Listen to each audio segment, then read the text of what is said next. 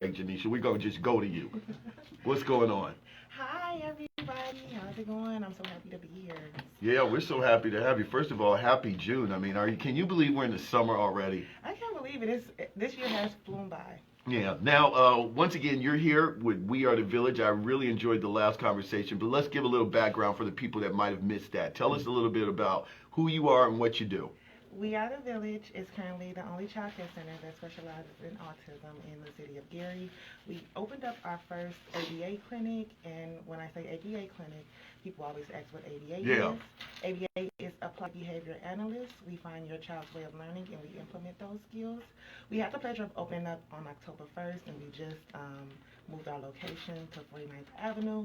I'm excited about it, and yeah, that's about We Are the Village. No, you know what? You know what I appreciate in the ABA. I'm glad you explained that because it just seems so scientific. I mean, you are right down there in the tall grass, helping parents kind of navigate through these issues because. You know, a lot of times if you're a new parent, I would assume, and you start to see some, peculiarities in the way that your child is learning or processing information, it can kind of freak you out. It becomes overwhelming, and then you think about having to spend all these extra dollars and go to these big, faceless clinics. But now we got you. Yeah. And so, how's business been going since the last time we talked? Business has been really, really great. Yeah. I can't complain at all. You're right, I yeah. can't complain. Providing the parents with the resources that they need in Gary is always and will always be a pleasure of mine. Right, yeah. So, I asked you before, but just kind of get into how'd you get into this? Because, like I said, this is very specific.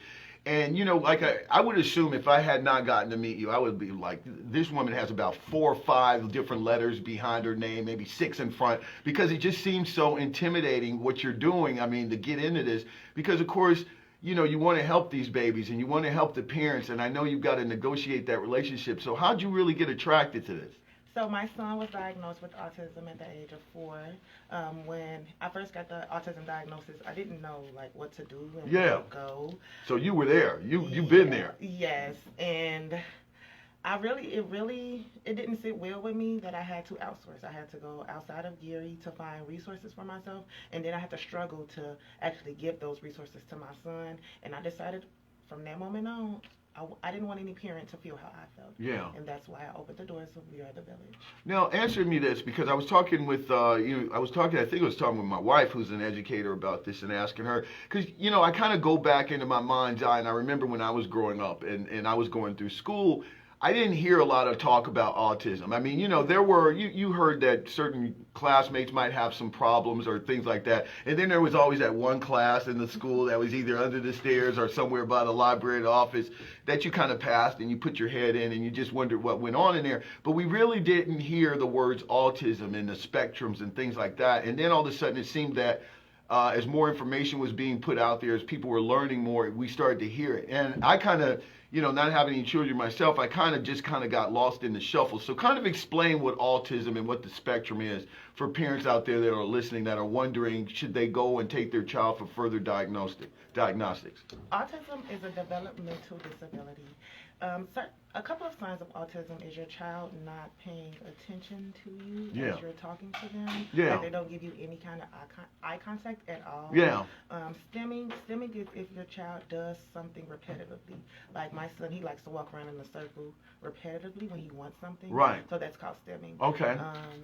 And then not talking. Right. No sign of language at all. Not a goo goo gaga. Right. Nothing. Not producing any sounds. That is definitely a sign of autism. But parents, if you feel like your child has any kind of delay, I say go get it checked out. Right. Right. Because I didn't know my son had autism at 3 months old. But Yeah. he was getting therapy at 6 months Right. because he wasn't holding his bottle and moving his arms like Right. I felt like he should move them. So I said, okay, I want to get him some therapy, and I'm his first voice, so who's going to tell me no? When Right. I said that my son needs some help, we need to get him this help. Yeah. And that's exactly how I started walking into rooms. Yeah. My son needs this, and we need to get it for him. Thank you for sharing that, because I'll feign ignorance here, because I really did not know, what autism looked like. And how do you know? I'm sure it's as scary as a parent, because how do you know, like you were talking about stimming and things like that, and I guess it's too young for OCD or things like that, but you know, where you just see, and maybe he or she has a little tick, and you just don't know if you're making a lot out of it, or should I really go take this seriously? But you say if you're a parent, you just know, Yes. better to be safe than sorry. Yes, and then aggression. Growing up, a lot of the kids that I was surrounded by Yeah, yeah. were always, oh, it's ADHD, they're aggressive. Right. We're going to separate them from everybody else. Autism and aggression goes hand in hand. Yeah. If you can't figure out why your child is so aggressive, get them help. Yeah. Get them help. Don't just say, oh, they have ADHD, they'll grow out of it. That's a saying that I heard growing up. And when my son got diagnosed, I had to sit my family down and say, hey, Right. this is autism. We don't know about autism, but we're going to find out about it. Yeah. And I need y'all to be on the same page as me. Hence, that's why it takes a village to raise a child. And I wanted to open up my village doors for everybody else. Well, we appreciate it. We're glad you did right here in the community. You know, another thing I want to ask, obviously you do research, you stay on top of all the new information, I would assume, that comes out about autism. I want to ask this question as well, and you know, maybe you can answer, maybe you can't, because the science might be still out there. But I remember kind of hearing a conversation where parents or people were wondering, you know, have they found out if autism is stemming from environmental factors? I mean, why are we seeing more of a prevalence? Is it I mean, where are they trying to pinpoint this autism coming from? So with the research, it is really all over the board. Some doctors feel like autism is hereditary. Yeah. It could be that somebody in your family has And just weren't diagnosed. yes. Yeah. What we do know though is that it's not because of shots. Okay. Autism does not come from your child Get shots. vaccinations. Yes. Thank you for going there, because I was trying to dance around it. But you know, you've heard it. You've Yes. heard that. Okay. Yes, autism is not from vaccinations. That has been proven. It has been proven over and over again. We really don't know where it stems from, but it doesn't stem from that. Yeah. You can develop autism over time. Right. You don't have to be automatically born with autism. Sometimes you can degress. Right. And by degress, I mean everything that you've learned, you just forget it. Yeah. And it's not, we don't know why or how. Yeah. But it happens. Yeah. Now, is there a point that a individual grows out of it, or do they just learn how to manage, thanks to people like you and, you know, educating them, and then of course teaching parents how to kind of continue this education so they can become self-reliant as they become adults? Or are there instances in which people literally have grown out of the autism? You ask the best questions. I need to have him walking around with me so that parents can get the questions that they need. But these are the best questions. Yeah. No, you're fine. Don't worry about that. So you will never be cured from autism, Yeah. but you can learn how to manage Okay. autism. Hence why I wanted to bring ABA therapy out here. Yes. In the autism world, ABA therapy is hit or miss. Some people feel like ABA therapy is child abuse, Yeah. which it is not, and some people feel like ABA therapy is the best thing in the world. Right. I'm one of the people that feel like it's the best thing in the world. Right. You have to be hands-on with your child, and you have to see what is actually going on. So you will never get cured from autism, but you can learn how to manage it. Yeah. I love telling this story, and I tell it a million times. Please. With ABA therapy, my son loves cars. He can break a car down, pick a car up. I taught him how to read with cars. Yeah. I'm sorry, not read. My son just started reading. He just started reading in February. I'm so happy. They Yeah. told me my baby wasn't gonna talk, but I taught my son colors with cars. Yes. I taught him how to count with cars, and that is what ABA therapy is. So now my son. At first they told me my son was nonverbal, Right. but he is reading and he is writing. Yeah. And that's all because he had therapy and he had help to do that. Yeah. So at first he was very high on the spectrum, and now he is very low on the spectrum. Yeah. And it's because everybody around him has poured into his life. Nice, nice. Now explain what people are wondering, because I don't hear child abuse. At least I'm going to side with you because you got some positive results. But explain what ABA therapy is and why it might be controversial to folks. So it's literally, like I said, finding your child's way of learning and implementing that. Some parents don't like mans and treats. So if your son or your child does, I say son because autism is more prevalent in boys. And than boys, girls. okay. So that's why I'm always talking about boys, boys, boys. But we do have girls that have autism, and they should be recognized as well. Yes. But what were we talking about? We were talking about ABL and why it's ABA. ABA. I'm sorry, why it's controversial. Yes. So some parents don't like their child being rewarded for the positive things they do, positive reinforcement. Well, yeah. You know, and some parents don't like repetitiveness. Now, I looked into autism, and when it first started, granted, when it first started in 1916, 100 years ago, it was child abuse. Like, they'll have your child sit on the chair and knock your child off and things like that. But that wasn't 100 years ago. Yeah. We have definitely elevated, and if you are hands-on and you're watching everything that your child's therapist is doing with them, then it's not child abuse. Right. Like I said, it's the autism word, and I think that in the 21st century or now, people are very argumentative Yes. over things. Yep. And if it works for you and your family, do it. Exactly, and I don't think nobody negative reinforcement where you're like I guess hurting a child for bad behavior. I don't think anybody condones that, but that doesn't mean you get rid of the theory because, as you explained so eloquently, I understand. As somebody with a little animal background, we see it work all the time when it comes down to kind of curbing behaviors and training animals, and of course we're higher level animals, so I can absolutely see it working. We're talking We Are the Village. Always enjoy this because I'm smarter every time you leave the room. So that's it. You make me look smart. Tell us about what you're up to now. You got I assume you got something coming up. Tell us a little bit about that. I have our second annual Autism Acceptance Block Party coming up on July 1st.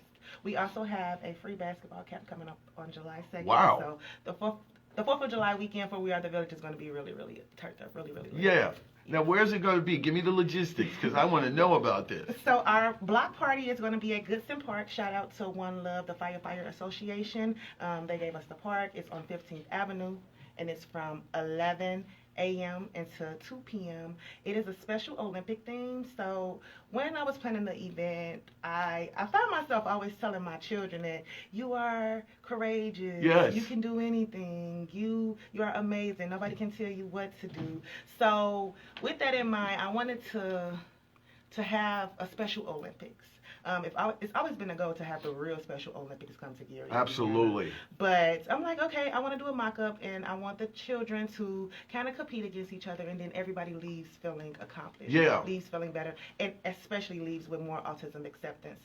I love to have all of the resources in our community come to our block parties and come to our events so that we can let the parents know that these resources are actually out there, because a lot of stuff parents don't know about. Right. And that's why We Are the Village exists, to be Gary's Autism Resource Center. Now, please go back to the Special Olympics. Tell me that you have kind of expanded this to the region, because great ideas like this don't need to just be kept hidden.